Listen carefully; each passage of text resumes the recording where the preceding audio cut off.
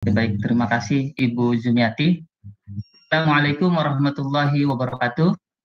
Waalaikumsalam warahmatullahi wabarakatuh. Yang terhormat Bapak Rektor Uniska MAB Banjarmasin, Abdul Malik PhD, para Wakil Rektor, Bapak Dr. Haji Zarkawi, Bapak Dr.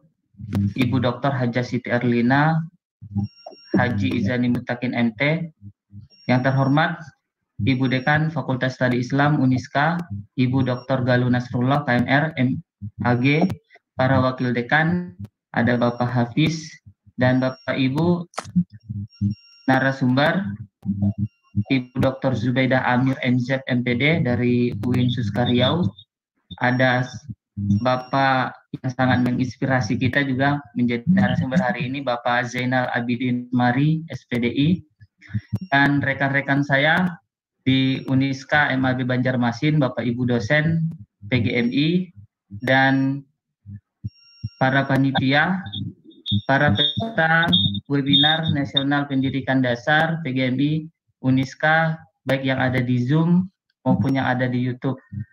Bapak Ibu sekalian, di sini saya akan menjelaskan paparan makalah saya yang berjudul Increasing Student Engagement with Video Learning.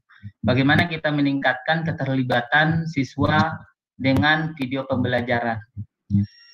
Kita sering mendengar dari teori kognitif, kata John Dewey, learning by doing.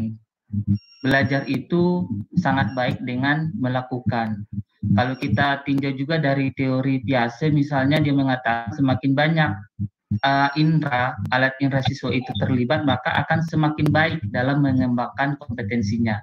Jadi itulah pentingnya sekali untuk meningkatkan keterlibatan siswa dalam proses pembelajaran. Salah satunya bisa kita lakukan dengan video pembelajaran.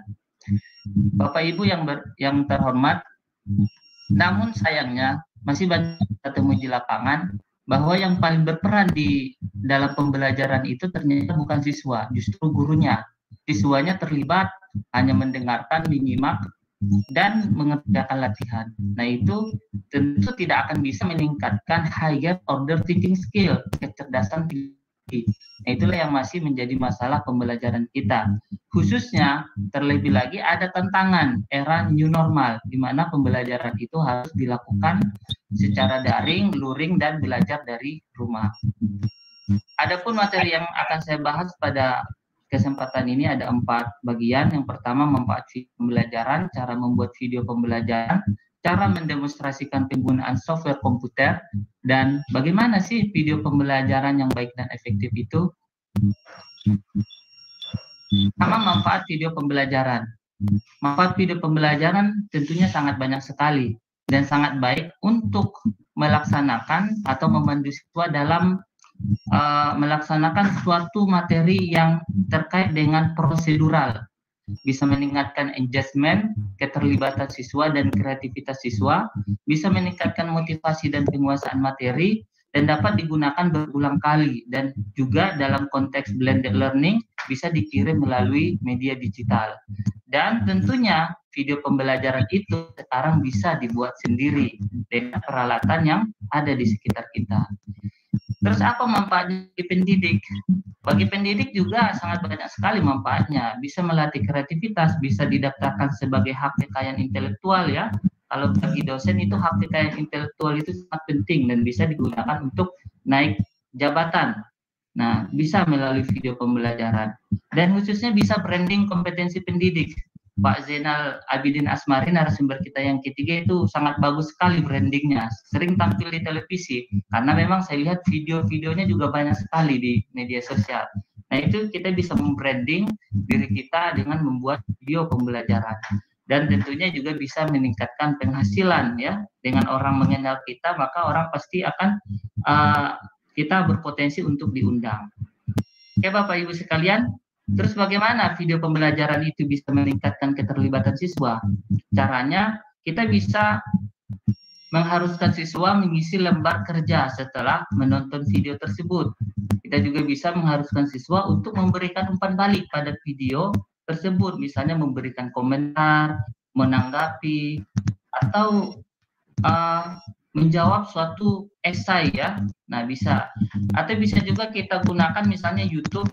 Di channel YouTube itu kan ada menu kartu polling ya. Bisa kita tambahkan di durasi tertentu akan muncul pertanyaan dan siswa diminta untuk menjawabnya. Misalnya, setelah melihat video tersebut, ketika kamu melihat ada orang yang uangnya jatuh, apa yang akan kamu lakukan? Dari gambar-gambar yang ada di sebelah ibu atau bapak, mana saja gambar hewan yang misalnya memiliki 4 kaki atau yang bertelur. Nah, itu bisa kita lakukan melalui YouTube.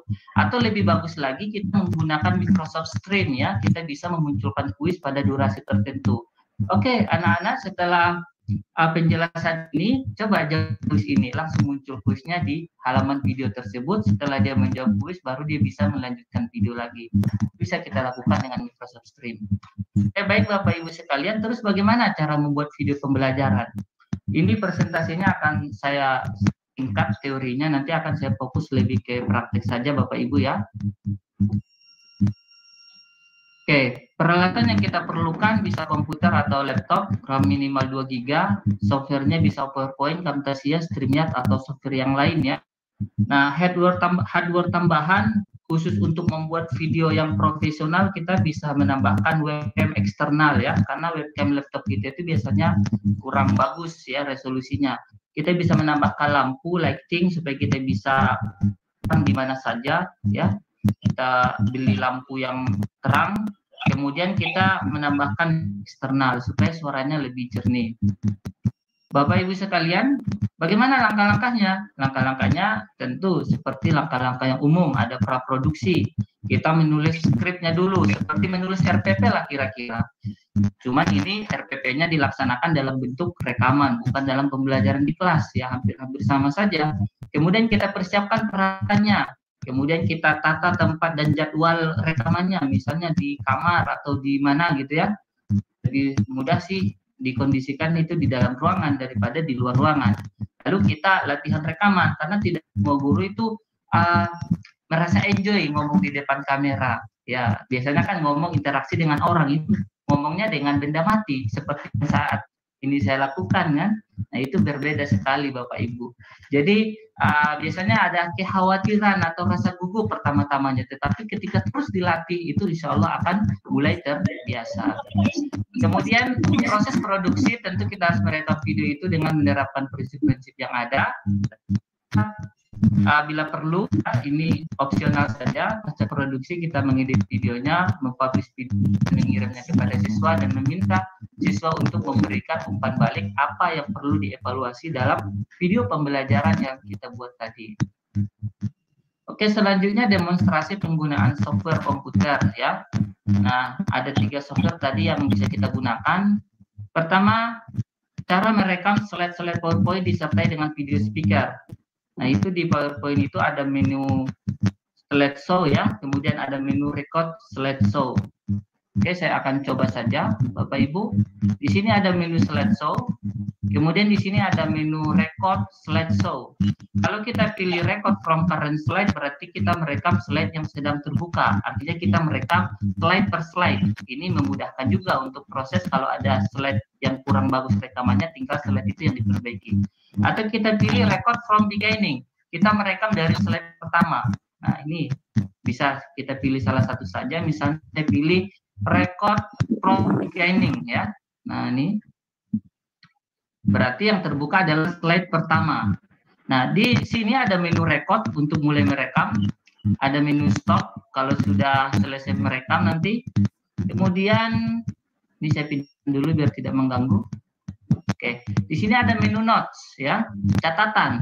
Catatan ini bisa kita isi apa yang mau kita sampaikan, sehingga kita itu merekam video itu kelihatan sedang berbicara tapi sebenarnya lagi membaca catatan kita. Catatan ini biasanya kita taruh di bawah slide itu ada notes. Nah, nanti akan muncul di sini Bapak Ibu ya. Untuk memperbesar huruf catatannya ini ada A besar dan A kecil untuk memperkecil. Ada menu clear untuk menghapus rekaman kita kalau misalnya masih kurang baik, perlu diulang lagi ya. Kemudian ada menu setting untuk setting mikrofon dan kamera. Misalnya saya pakai kamera HD ini aja. Nah, kamera laptop saya. Nah, di bawah sini ada menu turn camera preview. Nah, untuk menampilkan kamera kita. Oke, saya akan coba. Sepertinya ada masalah dengan kameranya. Oke, itu kemungkinan karena saya sedang menggunakan kamera di zoom ya, sehingga ada bentrok kameranya. Saya coba ganti. Oke. Ternyata belum bisa, tapi ini seharusnya muncul kamera saya di sini ketika tombol turn kamera preview ini diklik. Kemudian di bawah ada lagi menu untuk pensil ya, ketika kita misalnya ingin mencoret-coret seperti ini ada warna-warnanya bisa kita pilih. Nah, sambil menjelaskan ada menu penghapus untuk menghapus coretan kita. Nah, setelah kita selesai misalnya merekam, saya klik tombol record, muncul aba-aba, dan ini saya sedang proses merekam.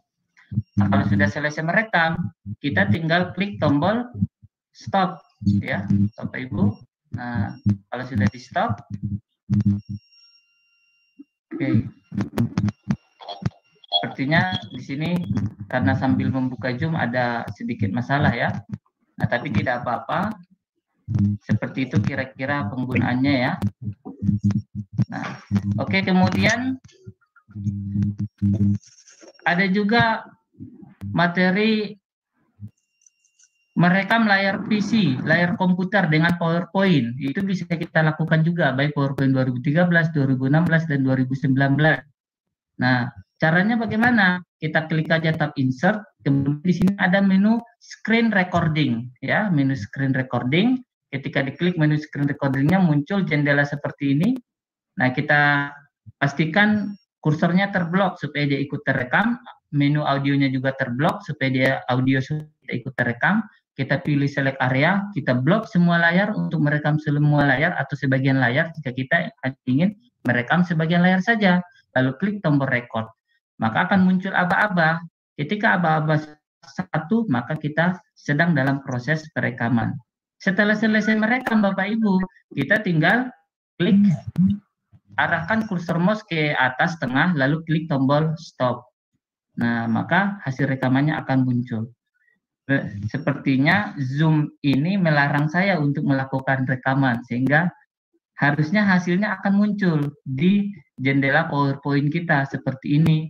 Dan kalau sudah muncul di jendela PowerPoint hasil rekamannya seperti ini Bapak Ibu, kita tinggal klik kanan saja videonya, pilih menu Save Media as, lalu klik tombol Save. Maka file video yang berformat MP4 itu akan tersimpan di dalam komputer kita. Selanjutnya bisa kita edit atau langsung kita publish Bapak Ibu. Oke, selanjutnya kita juga bisa merekam slide PowerPoint dan mengedit videonya dengan Camtasia. Kalau PowerPoint tadi hanya bisa merekam, mengeditnya menu editnya sangat terbatas. Tapi dengan Camtasia kita bisa merekam sekaligus mengedit. Bagaimana caranya? Caranya di tab PowerPoint itu ada menu add-ins. Setelah kita menginstal Camtasia nanti akan muncul menu add-ins, lalu ada menu record. Nah, ini menu recordnya Camtasia. Nah, kita klik dulu mikrofon sama kameranya, blok supaya dia ikut terekam, lalu kita klik tombol record. Nah, maka akan muncul jendela seperti ini yang warna putih ini. Saya akan zoom, bisa nggak ya di zoom ya? Sepertinya bisa. Nah, muncul seperti ini. Kita klik tombol klik to begin recording, maka akan terekam.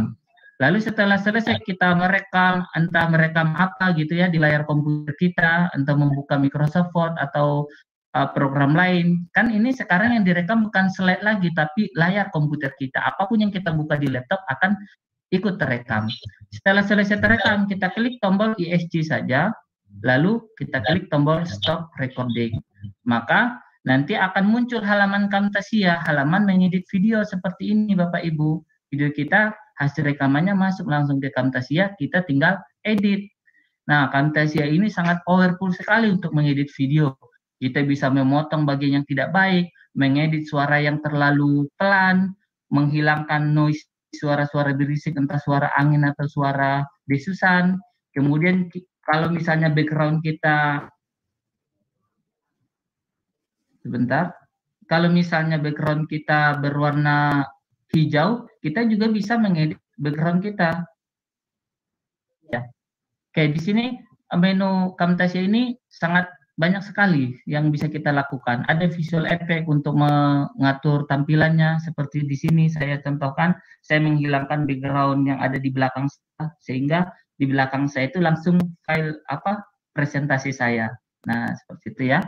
Nah, oke Bapak Ibu, selanjutnya ada juga program yang sangat bagus sekali. Nah, ini merekam layar komputer dan mengedit video dengan Camtasia bisa kita lakukan. Kalau tadi kan merekam slide saja, ini merekam layar ya. Nah, bisa kita klik ikon Camtasia-nya, lalu kita klik New Recording, lalu muncul jendela seperti ini. Kita tinggal klik tombol rec ya, setelah kita menghidupkan kamera dan audionya. Nah, video tutorial ini Bapak Ibu bisa saksikan ada di channel YouTube saya Hamdan Hussein Batubara. Di situ sudah saya buatkan tutorial cara menggunakan Camtasia. Oke, karena di sini waktunya sangat terbatas, saya tidak akan menjelaskan secara detail. Saya akan fokus ingin menjelaskan tentang ini, streaming ya.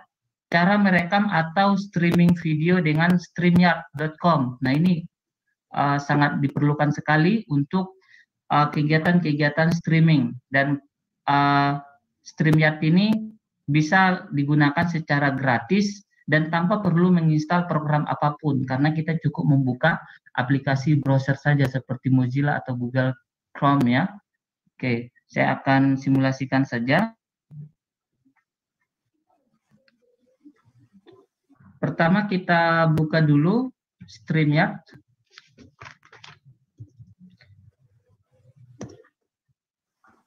Seperti ini Bapak Ibu. Nah, kemudian untuk pertama kali kita klik create an account ya, kita buat akun dulu. Lalu kita masukkan email kita, misalnya saya pakai ini emailnya, get login kode. Nah, kita klik tombol. Kemudian dia meminta 6 digit kode yang dikirimkan ke email yang kita daftarkan. Kita buka email dulu, email yang kita daftarkan tadi, untuk melihat kode yang dikirimkan. Ya, nah di sini ada pesan baru dari StreamYard login kode. Nah, ini kodenya ada 6. Kita copy saja langsung. Copy, lalu kita masukkan di ini, klik login. Nah, lalu kita klik tombol onward ya. Nah, ini sudah masuk kita ke studio online kita. Di sini kita bisa streaming ke YouTube channel misalnya, kita klik ke YouTube channel, atau ke Facebook juga bisa, atau ke LinkedIn juga bisa. Saya akan simulasikan menggunakan YouTube channel. Nah, kemudian kita pilih nih email tempat channel kita. Misalnya saya pakai ini, hamdanhusseinbatubara.com. Nah, ini lalu klik tombol ya, ini verifikasi keamanan email saya menggunakan handphone ya. Saya akan verifikasi dulu. Oke.